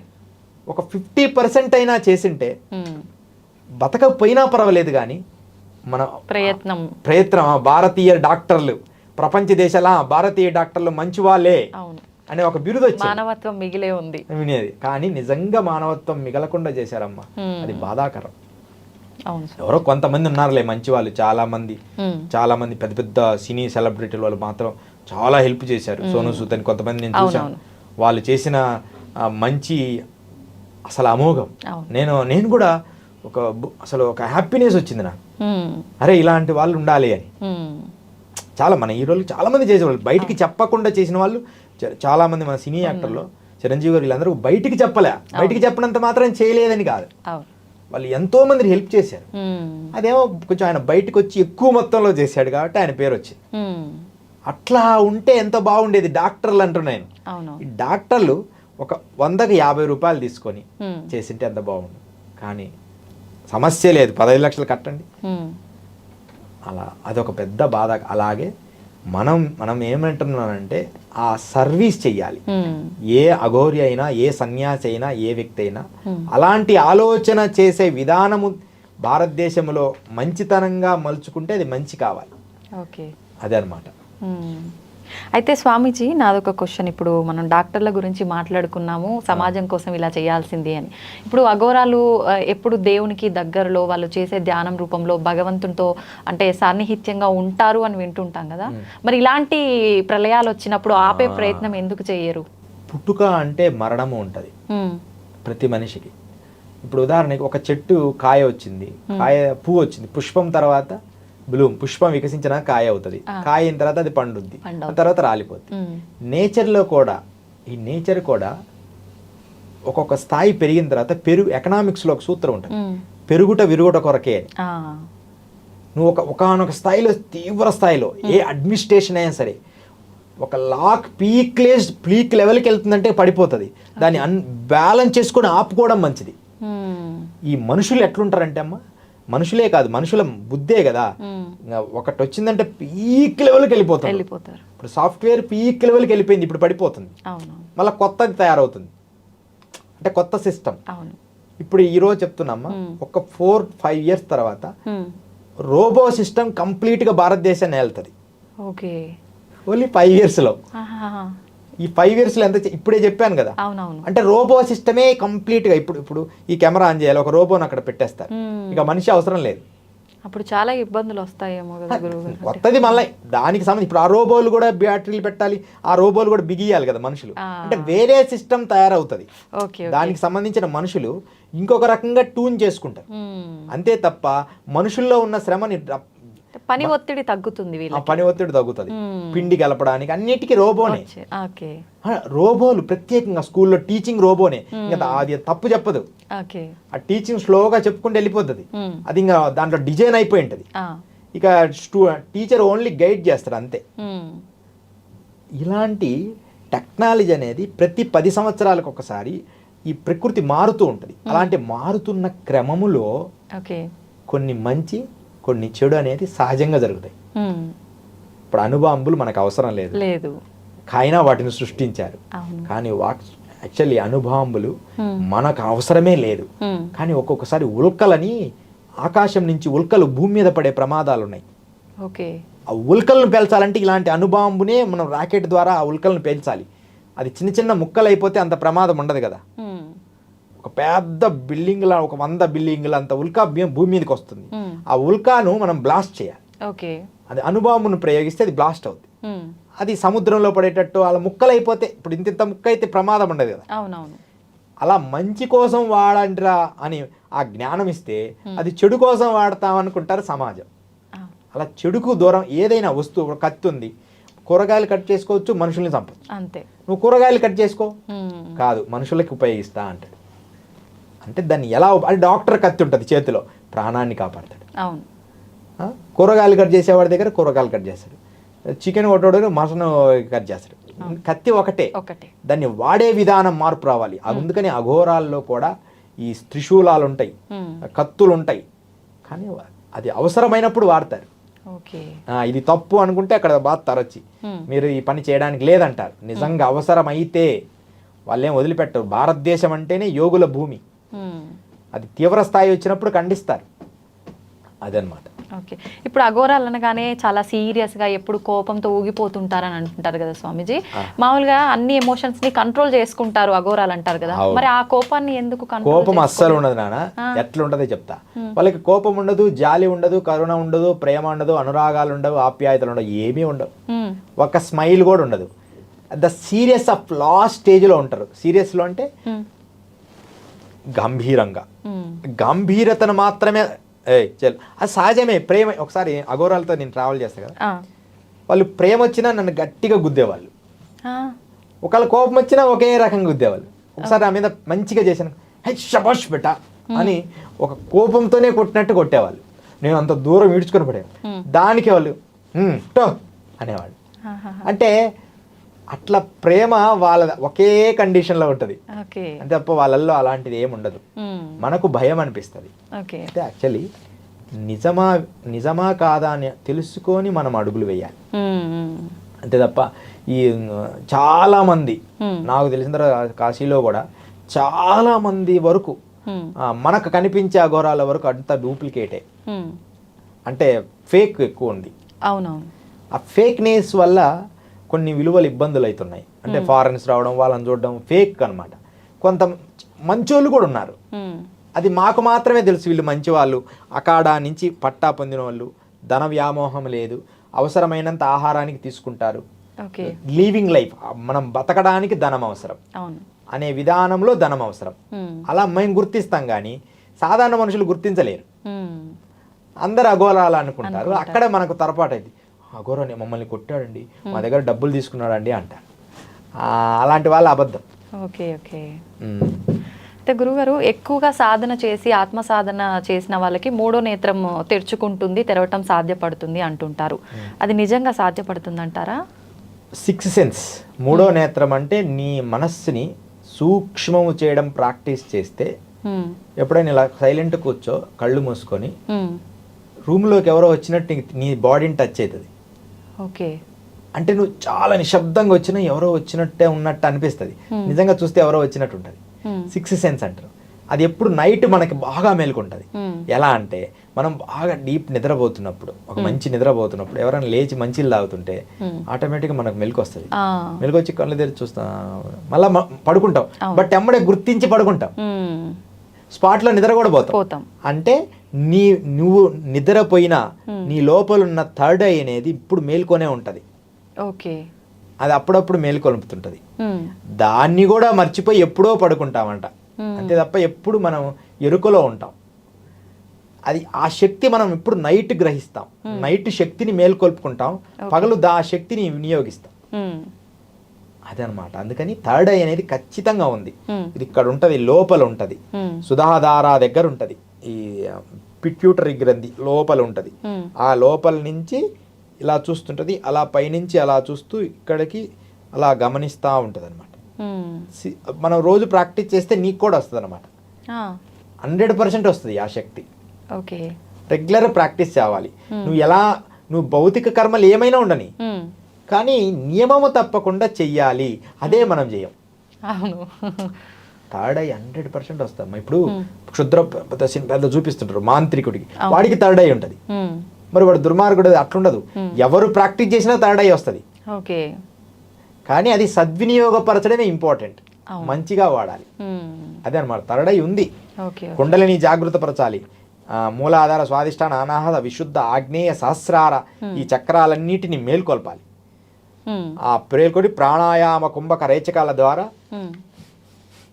అలా చేసిన తర్వాత ఒక స్థితికి చేసుకొని ఆ కండ్లని అలా మడిచి, నాలుకని మడిచి ఆ కేచరి యోగములో కూర్చున్నప్పుడు అప్పుడు ఆ యోగాన్ని గిన చూడగలిగితే మనకు ఓపెన్ అయిపోతుంది. స్వామీజీ, అఘోరాలు మామూలుగా కుంభమేళాలు ఇలాంటి దగ్గర మాత్రమే చాలా ఎక్కువ మంది కనిపిస్తూ ఉంటారు. అలా కాకుండా మామూలుగా మనం నార్మల్గా మీటింగ్లు అలా పెట్టుకొని అందరం కలుసుకున్నట్టు అఘోరాలు కూడా సమావేశాలు ఏర్పాటు చేసుకొని కలుస్తూ ఉంటారా, లేదంటే కుంభమేళాల్లోనే కలుస్తూ ఉంటారా? అలా ఏం ఉండదమ్మా. అయితే ప్రత్యేకంగా కుంభమేళాలో అయితే అందరం కలుస్తాం. ఇక ఎందుకు కలుస్తామంటే ఇట్లా అన్ని అఖాడాస్లో మహంతులు తర్వాత ఇంకా సంతులు, మహంతులు అందరూ ఒక క్యాడర్ ఉంటుంది. అందరూ అక్కడ వస్తాం. అంటే ఇంకా కలవని వాళ్ళని కూడా మాకు ఎంత సంతోషమో. ఇప్పుడు 12 సంవత్సరాలకు ఒక్కసారి కలవని వాళ్ళందరూ కూడా గుర్తు చేసుకుంటాం. ఇప్పుడు మన స్నేహితుల్లాగా, ఇప్పుడు చిన్నప్పుడు ఎప్పుడో మర్చిపోయిన స్నేహితుల్లాగా వెళ్ళి, మహారాజ్ ఎలా ఉన్నారు, అక్కడ కలిసాం కదా, మేము కొంచెం చేంజ్ అయి ఉంటాం, అక్కడ కలిసాం కదా, జూనా అఖాడాలో కలిసాం కదా, అప్పుడు మనం కొన్ని రోజులు కలిసి ట్రావెల్ చేసాం కదా అని ఇట్లా మాట్లాడుకుంటాం. అఘోరాలు అట్లా అందరము కలుస్తాము ఈ కుంభమేళాలో. తర్వాత అప్పుడప్పుడు పుష్కరాల్లో కూడా కలుస్తాం. ఇప్పుడు రేపు మేము ఈ నర్మదా పుష్కరాల్లో కలుస్తాం. కానీ పుష్కరాల కంటే కూడా కుంభమేళాలో ఆ 3 months అట్లా ఉంటుంది అనమాట, ఒక లిమిట్. ఖచ్చితంగా కలుస్తాం. ఈ 3 నెలల్లో 2-3 నెలల్లో ఉంటుంది కుంభమేళా. మేళా జరిగినప్పుడు ఈ అఖాడాస్ ఉంటాయి. మాది హవన అఖాడాలోకి వెళ్తా, జూనా అఖాడాలోకి వెళ్తా. నాకు బెస్ట్ ఫ్రెండ్స్ అంటే బెస్ట్ గురువులు, శిష్యులు జూనా అఖాడాలో, హవన అఖాడాలో ఉంటాయి. ఇప్పుడు ఉదాహరణకు మొన్న మేము అనుకోకుండా కాశీ వెళ్ళా రీసెంట్గా. నేను అంటే నన్ను గుర్తుపడుతుంటారు ఎక్కువ, చాలా మంది కాశీలో మన వాళ్ళే ఉంటారు కదా. నేను గుర్తుపట్టుకుండాలని ఒక పచ్చ వస్త్రం వేసుకొని టవల్ కట్టుకొని ఉన్నా. అంటే నేను ఈ టైప్ కాకుండా కొంచెం మామూలుగా ఉన్నా. అయినా సరే గుర్తుపట్టి స్వామీజీ ఎలా ఉన్నారు అని అడిగాడు ఒక అబ్బాయి. దత్త అని, శ్రీ దత్త, మాకు మంచి పరమమిత్రుడు చిన్నతనం నుంచి కూడా దత్తు. ఈ దత్తుతోటి కూడా ఒక బ్రహ్మచారి ఉంటాడు. వీళ్ళిద్దరూ మేము ఎప్పుడో చిన్నతనం నుంచి చాలా ఏళ్ళ నుంచి కూడా మంచి పరిచయం. అట్లా అనుకోకుండా ఇట్లా వెళ్ళినప్పుడు కలుస్తుంటాం. నేనంటే అంత ప్రేమో, ఇగో ఈ మధ్య కొత్త స్వామీజీని కలిసాం, ఇద్దరం కలిసి వెళ్దాంపా అని చెప్పి ఆ స్వామీజీ దగ్గరికి తీసుకెళ్ళాడు. ఇట్లా మాకు తెలిసిన ఆయన దగ్గరికి తీసుకెళ్ళడం, ఇట్లా ఒక బౌండింగ్ ఏర్పడుతుంది. అప్పుడు అఘోర పుష్కరాలలో, గంగా పుష్కరాల్లో, ఉజ్జయిని పుష్కరాలు, ఉజ్జయినిలో జరుగుతాయి. ఉజ్జయిని తర్వాత ఏమో తారాపీఠ్లో, తర్వాత ఇక్కడ మన ఓంకారేశ్వర్లో ఈ పుష్కరాలు, నర్మదా పుష్కరాలు జరుగుతాయి. ఇలా పుష్కరాలలో అలహాబాద్ త్రివేణి సంగమంలో జరిగే కుంభమేళాలో, మేళాస్లో కలిసినప్పుడు ఒకరినొకరు వారి సాధనల గురించి, మా సాధనల గురించి సీక్రెట్లు మాట్లాడుకుంటాం. అవి మీకు చెప్పిన కొన్ని అర్థం. ఇప్పుడు ఏకాయన స్థితి కృత, ఏకాయన అంటే అలాంటివి మాట్లాడుకుంటాం. అది మీకు ఆ భావజాలం అర్థం కాదు. ఏకాయన అంటాం. అంటే ఏంటి అనేది ప్రపంచానికి తెలియదు, ఆ సాధకుడికి మాత్రమే తెలుస్తుంది. అంటే ఒకే దాని మీదకి వెళ్ళిపోయావే అంటే ఒక స్థిరమైన బుద్ధి కలిగింది అని. అగ్నిస్తంభనం జరుగుతుందా, ఇలా సాధన చేస్తున్నారా అని మాట్లాడుకుంటూనే తెలుసుకుంటాం. ఇదిగో ఇట్లా ఉజ్జయిని వెళ్ళాను, అక్కడ శవ సాధన చేసేటప్పుడు ఇట్లా శవం సడన్గా పైకి లేసింది, మళ్ళీ ఇలా జరిగింది, మళ్ళీ గురువుగారు వచ్చి ఇలా చెప్పారు అని ఇలాంటి పర్సనల్ టాపిక్స్ మాట్లాడుకుంటాం. అలా అందరం కలిసి అప్పుడైతే ప్రత్యేకమైన అఘోరాలు, ప్రత్యేకమైన సాధన అఘోరాలు కానీ యోగులు మంచి సాధకులందరూ కూడా ఏదైనా ముఖ్యమైన సమావేశం అప్పుడప్పుడు సడన్గా పెడుతుంటాం. దాన్ని ఏమంటారంటే బండారా అంటాం. ఓకే. బండారా అనుకోకుండా కలవాలనుకున్నప్పుడు బండారాస్ని పెట్టేసి ఇన్ఫర్మేషన్ ఇచ్చేస్తాం కొంతమందికి. నువ్వు వెళ్ళి వాళ్ళకి చెప్పేయి, వాళ్ళందరూ వచ్చేస్తారు, నువ్వు వెళ్ళి ఆ ప్రాంతం అంతా నువ్వు ఒకసారి కవర్ చేయని ముఖ్యమైన వాళ్ళకి చెప్తాం. మేము ఎంతో ఉత్సాహంతో అందరినీ పిలిచేస్తాం, వాళ్ళు ఆ టయానికి వస్తారు, అందరం కలిసి ఇదిగో అలా జరుగుతుంది, రామమందిరం నిర్మాణం తొందరగా పూర్తి కావాలి. ఈ రామమందిర నిర్మాణం గురించి మన టాపిక్లో అద్భుతమైన విషయం వచ్చింది. రామమందిరం నిర్మాణం గురించి అమ్మా మోడీ గారు ఎంత కష్టపడినాడో యోగులు మేము అంత కష్టపడినాం. మీరు అస్సలు నమ్మున, మేమంతా ఒక పెద్ద సమావేశమై ఈసారి మనం నెక్స్ట్ కుంభమేళా జరిగేటప్పటికి రామమందిర నిర్మాణం పూర్తి కావాలి అని చెప్పి ఒక తీర్మానం చేసుకున్నాం అగ్ని దగ్గర. అంటే ఇప్పుడు ఎంత సంతోషపడుతున్నామో. అలా అయోధ్యలో ఇంకా ఎంతోమంది యోగులు, అఘోరాలు, సాధువులు, సన్యాసులు, తర్వాత ఈ మిషన్స్, ఆర్ఎస్ఎస్ వాళ్ళు కానీ, విశ్వ హిందూ పరిషత్ అందరూ కూడా, ఇక మా విషయానికి వస్తే యోగులైతే రామమందిర నిర్మాణం తొందరగా జరగాలి అని చెప్పి యజ్ఞములో మనం త్వరలో సాధించబోతున్నాం, సక్సెస్ అవుతాం అని ఒక తీర్మానాలు అన్నీ చేసుకున్నాం. ఎన్నో సంవత్సరాల నుంచి ప్రాణత్యాగాలు, ఎన్నో ఇబ్బందులు పడి చేసిన వాళ్ళు కూడా ఉన్నారు. కానీ మేము చేసిన తీర్మానం చేసిన 2-3 ఏళ్లలో పైన అఖాడాలో, పైన కుంభమేళాలో నేను, మహారాజు, ఇంకొక అఘోరి ఒక హోమం దగ్గర కూర్చొని ఒక ప్రత్యేకంగా పూజలాగా చేశాం. ఈసారి రామమందిర నిర్మాణం జరిగి తీరుద్ది అని.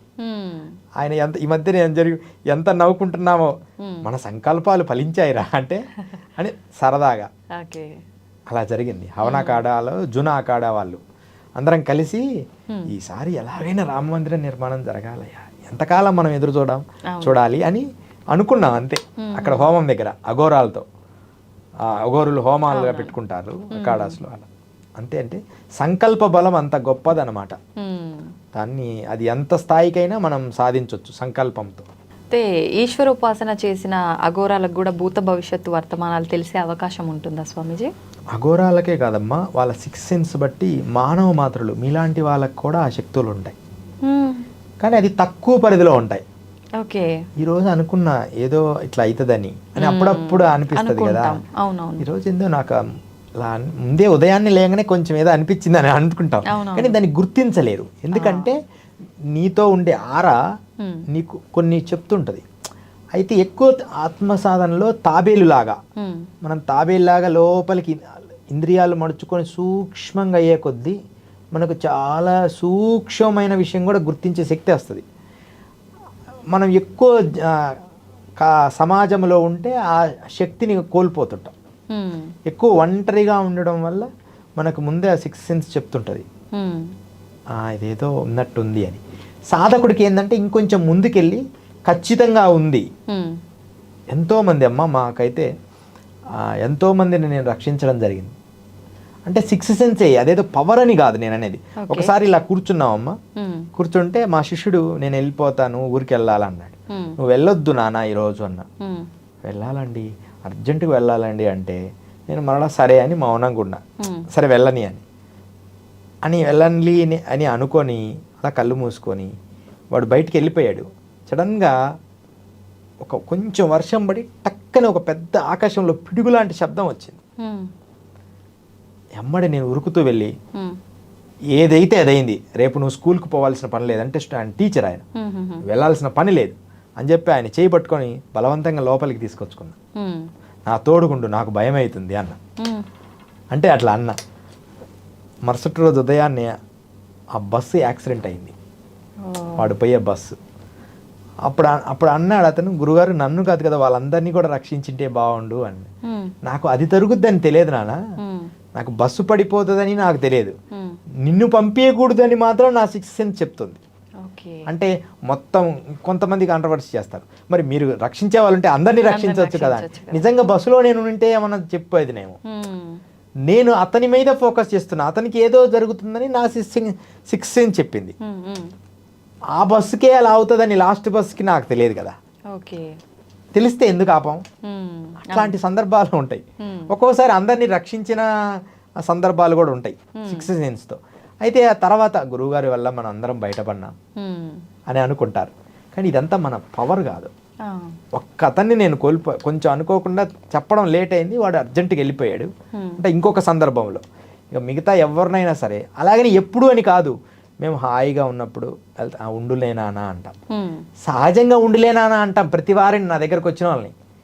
కానీ ఒక్కొక్కసారి బలంగా అంటాం, నువ్వు వెళ్ళడానికి లేదు ఉండు అని, అప్పుడు ఉండిపోవాలి. కొంతమందిని వెళ్ళిపో, నువ్వు వద్దు వెళ్ళిపో అన్నప్పుడు వెళ్ళిపోవాలి అంతే. ఇట్లా మన తపస్సు వల్ల అలాంటి శక్తి ఏర్పడుతుంది ఆటోమేటిక్గా మన జ్ఞానానికి. మీకు మోక్షగుండం విశ్వేశ్వరయ్య తెలుసా? అవును, ఆయన పెద్ద ఇంజనీర్ కదా. ఆయన ఇంజనీర్ కదా, ఆయన సిక్స్త్ సెన్స్, ఆయన థాట్సే మెయిన్ ఎనర్జీ. అంత ఇంజనీర్ చదివాను. ఆయన ట్రైన్లో వెళ్తున్నాడు, బ్రిటిషర్లందరూ కూర్చున్నారు. ఆ బ్రిటిషర్లందరూ తిని చూసి నల్లగా ఉంటాడు, కొంచెం పళ్ళు వంకరగా ఉంటాయి, పైన కప్పు కట్టుకున్నాడు, ఆయన ఎవరైనా అని కొంచెం తక్కువగా చూస్తున్నారు. అతను కరెక్ట్గా ఒక ప్లేస్కి రాగానే ఆయన చైన్ లాగాడు.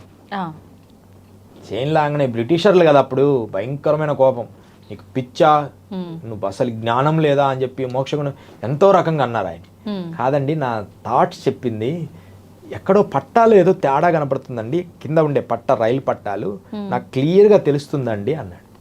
అనగానే పోయి కొద్దిగా దూరంలో పోయి చూస్తే పట్టాలన్నీ ఇరిగి పక్కన పడి ఉన్నాయి. ఎమ్మడే అందరు ఆశ్చర్యపోయి అప్పుడు దండం పెట్టారు. అలాంటి పర్సన్ని ఒక దేశంలో వేరే కంట్రీలో ఒక బ్రిడ్జి కడితే, ఇండియాను ఒక ఆ ప్లేస్లో లండన్లో ఎక్కడో మన ఇండియా అనే పేరు వచ్చేటట్టు అది వాటర్లో కట్టాడు. వాటర్లో కట్టి అది ఓపెన్ అయిన తర్వాత ఇండియా అని వచ్చేసింది ఆయనకి. అది ఏమన్నా ఒక్క బోల్ట్ ఇండియా అని తీసేస్తే ఆ బ్రిడ్జి కూలిపోయేటట్టు పెట్టాడు డిజైన్. ఆయన బ్రెయిన్ చివరి దశలో ఆయన బ్రెయిన్ కూడా చెకప్ చేయాలంటే కొంతమంది ఒప్పుకోలేదు. అలాంటి సైంటిస్టులు ఉన్నారు. ఆ బ్రెయిన్, యోగుల బ్రెయిన్ కూడా అలాంటిదే, అంత డెవలప్ చేస్తారు. అది ఒక సిక్స్త్ సెన్స్ అన్నమాట.